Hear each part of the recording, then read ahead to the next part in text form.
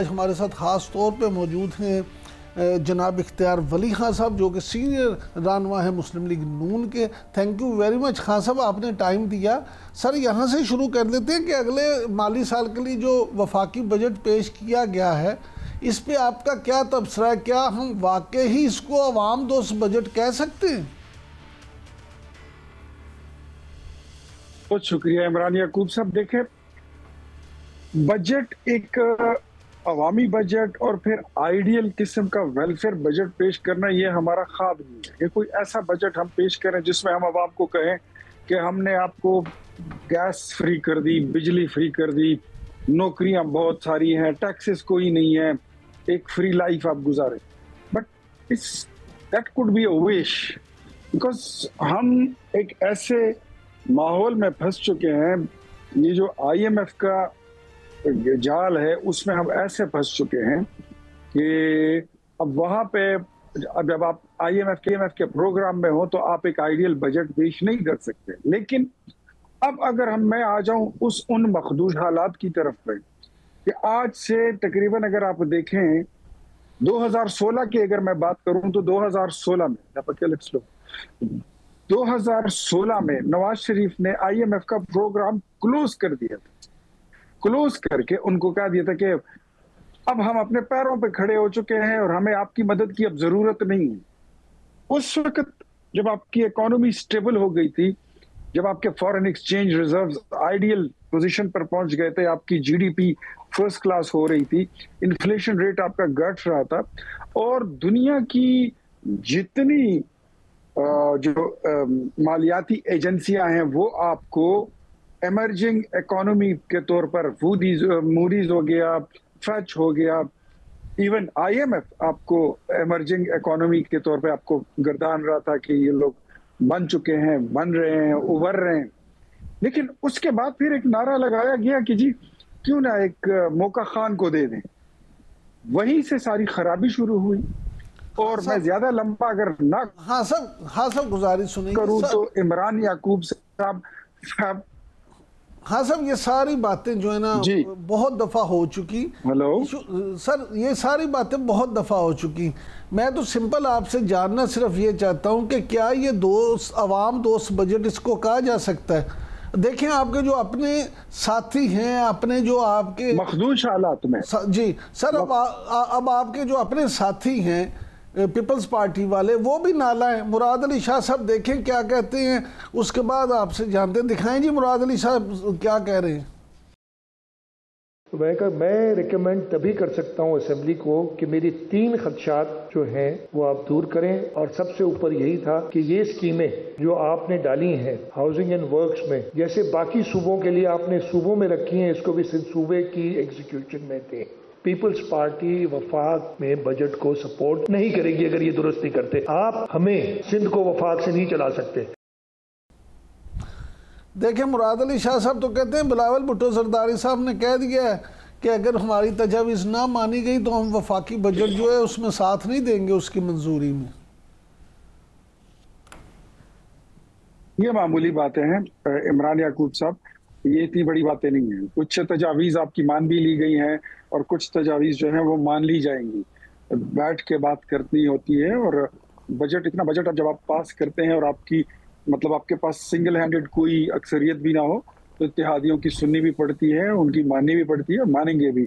लेकिन जो मखदूश हालात हैं और जो मखसूस हालात हैं, इसमें इससे बेहतर बजट आई बैट कोई भी पॉलिटिकल पार्टी आए और कह दे कि हम इससे बेहतर बजट पेश कर सकते हैं। Nobody can do this. अच्छा जी, फिर आपको याद होगा। ठीक है हाँ साहब, ठीक है। इन हालात में फिर जो बजट केपी असेंबली में पेश किया गया खैबर पख्तूनख्वा के लिए, क्या उसमें आप समझते हैं कि वो भी तो उसी तरह के हालात हैं? वो कैसा बजट है?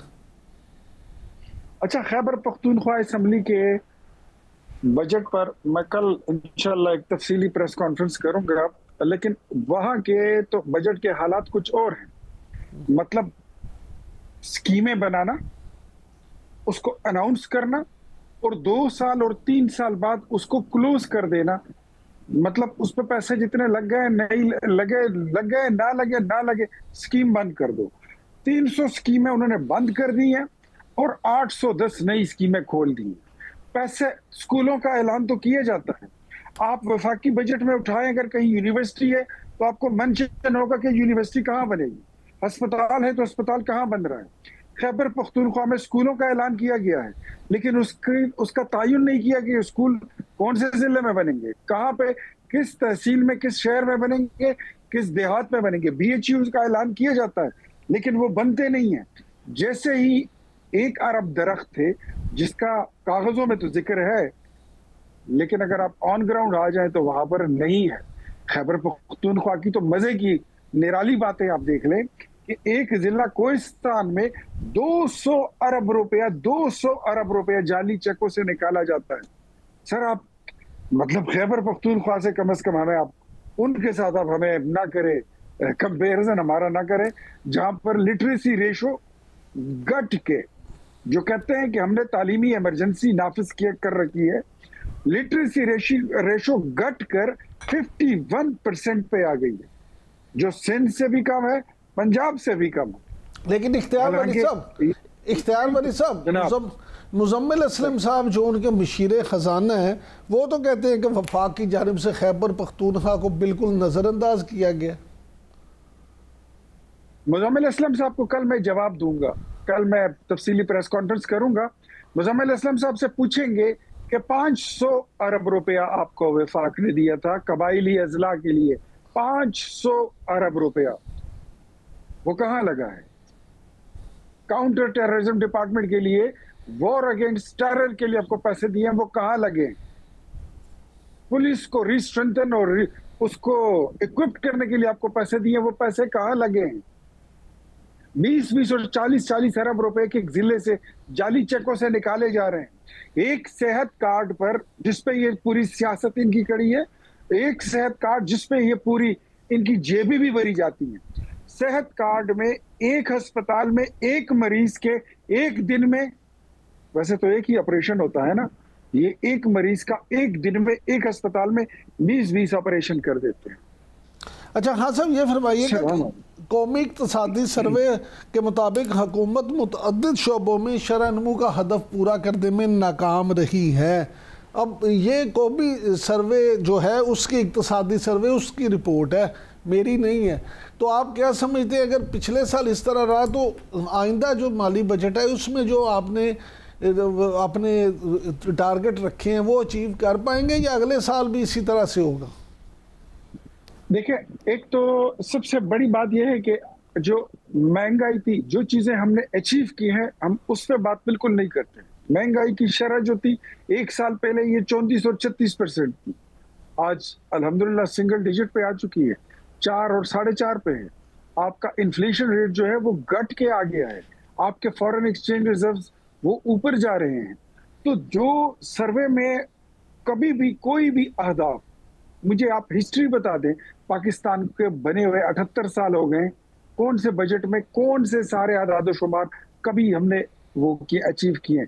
नहीं हो सकते, पॉसिबल भी नहीं है। और फिर ऐसे हालात में मैं कहता हूं, डोंट फॉरगेट, मुझसे आप सवाल करें तो आप 2021 का मुआहिदा याद रखें, जब इस मुल्क का स्टेट बैंक ऑफ पाकिस्तान भी IMF के पास इमरान खान और उनकी हुकूमत ने गिरवी रखवा दिया। बहुत उस पाकिस्तान को बचाने के लिए निकले हैं। तो sir, it will take some time, it will take some very sincere efforts. इसके बगैर कुछ नहीं होगा। हमारे काम में कोताही हो सकती है, उसमें ऊंच नीच हो सकती है, बट हमारी नीयत में कोई खोट, कोई शक नहीं है।